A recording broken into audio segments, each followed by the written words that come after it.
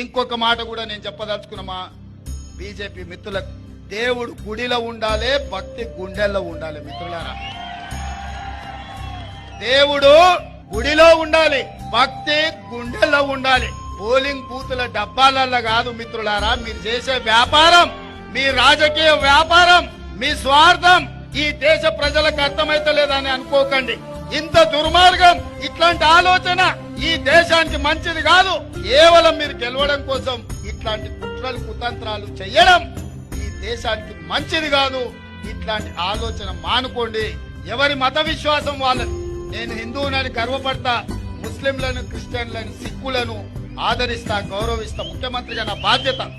మత సామరస్యం పాటించడం అనేది రాజ్యాంగం మనకు నేర్పిన, మన పెద్దలు తరతరాలుగా మనకిచ్చిన మన సాంప్రదాయం.